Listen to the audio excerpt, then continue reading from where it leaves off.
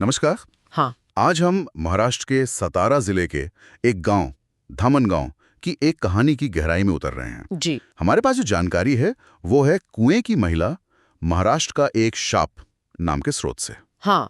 ये सिर्फ एक कहानी नहीं है, ये एक ऐसे कुएं की बात है जिसका पानी आज भी कोई नहीं पीता। बिल्कुल। और ये कोई मामूली लोक कथा नहीं है। महाराष्ट्र की जानी मानी वास्तविक मानी जाने वाली भूतिया घटनाओं में गिनी जाती है। तो क्यों नहीं पीता कोई पानी, क्या है इसके पीछे? चलिए इसी को समझते हैं आज। इसमें डर तो है ही, रहस्य भी है, लेकिन साथ में एक सामाजिक सच्चाई भी झलकती है जो इसे और पेचीदा बनाती है। बिल्कुल। तो किस्सा है 1984 का। वैदेही नाम की एक लड़की, पढ़ी लिखी, नए ख्वाबों वाली, हाँ। धामन गांव के एक ठीक ठाक जमींदार परिवार में ब्याह कराती है। शुरू में तो सब ठीक था, जैसा अक्सर होता है, पर ये खुशियां ज्यादा टिकी नहीं। हाँ, यहीं पर वो पारिवारिक तनाव और अंधविश्वास वाली बात आती है ना? बिल्कुल। स्रोत बताते हैं कि पति का बर्ताव हिंसक था और सास वो पुरानी सोच वाली थी। अच्छा।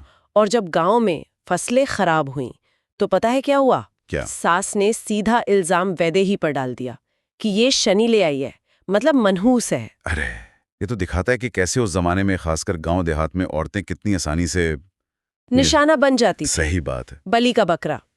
और फिर एक शाम झगड़ा बहुत बढ़ गया। स्रोत कहते हैं कि मारपीट हुई और उसे अनाज के कमरे में बंद कर दिया। हाँ।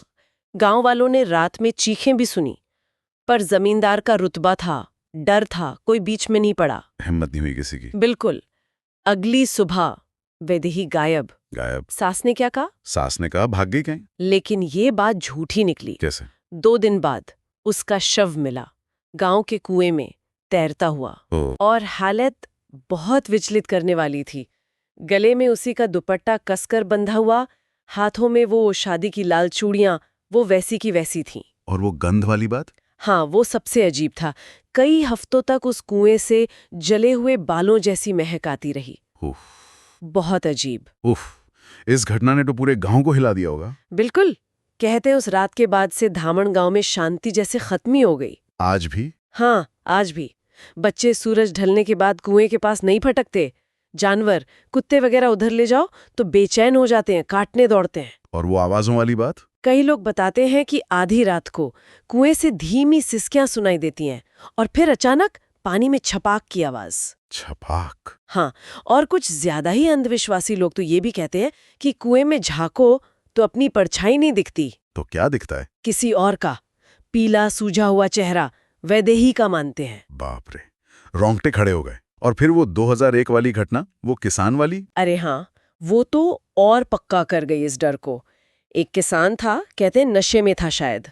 वो गिर गया उसी कुएं में। बच गया? गांव वालों ने निकाल लिया। जिंदा तो था, पर वो नहीं रहा। मतलब क्या हुआ उसे?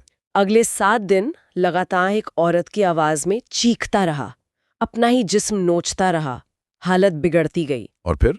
और मरने से ठीक पहले उसके आखिरी शब्द थे, स्रोत के मुताबिक, मैं कूदा नहीं, उसने मुझे खींचा। उसने खींचा? यही मतलब वैदेही ने? यही मानते हैं सब वहां।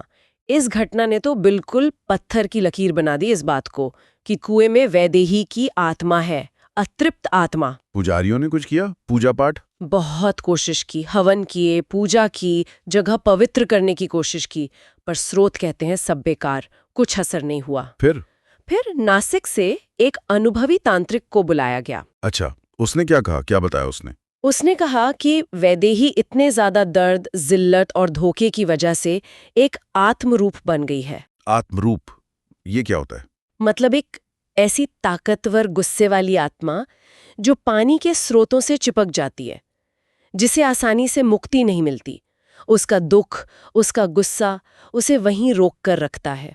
ये दिलचस्प है कि कैसे लोक कथाएं अक्सर ऐसी दुखद घटनाओं या अन्यायों को एक अलौकिक रूप दे देती हैं। हाँ, शायद ये न्याय मांगने का एक तरीका हो, दबी हुई आवाज। और ये श्राप कब ज्यादा असरदार माना जाता है? कहते हैं अमावस्या की रात को, जब अंधेरा सबसे गहरा होता है। वैदेही का दुख और गुस्सा भी शायद चरम पर होता है। गांव में कोई कहावत भी है शायद इससे जुड़ी हुई। हाँ, एक कहावत बन गई है वहां, अगर कुएं से औरत के रोने की आवाज सुनो तो समझो बहुत देर हो चुकी है। डरावना है। आज क्या हालत है वहां? कुआं वैसा ही है? नहीं, अब कुएं के आसपास कोई नहीं भटकता। उससे ऊपर से मोटी लोहे की जाली लगाकर सील कर दिया है। सील कर दिया? हाँ, और ग्राम पंचायत ने तो बाकायदा उस पूरे एरिया को भूतिया क्षेत्र घोषित कर दिया है, ताकि लोग दूर रहें। फिर भी कुछ लोग तो जाते ही होंगे, रोमांच के लिए या? जाते हैं। स्रोत बताते हैं कि कुछ लोग जो भूत प्रेत में दिलचस्पी रखते हैं या बस थ्रिल के लिए चोरी छिपे पहुंच जाते हैं। और कहते हैं कुछ तो लौटे ही नहीं, और जो लौटे वो चुप रहते हैं, ज्यादा कुछ बताते नहीं, शायद डर के मारे, या जो देखा उस पर खुद ही यकीन नहीं कर पाते। ये कहानी सिर्फ दुखद नहीं है, ये अधूरी सी लगती है। सोचने पर मजबूर करती है कि जब इतना गहरा दुख, गुस्सा, डर किसी जगह से ऐसे जुड़ जाए तो उसका असर कितना गहरा और टिकाऊ हो सकता है। हाँ, और क्या कुएं को लोहे की जाली से बंद कर देने से कहानी सच में बंद हो जाती है, या वो बस नजर से हट जाती है पर अंदर ही अंदर सुलगती रहती है? ऐसा लगता है जैसे विदेही की वो अनसुनी चीख, वो नाइंसाफी की गूंज आज भी उस पानी में कहीं ना कहीं तैर रही है, शायद इंसाफ का इंतजार कर रही है।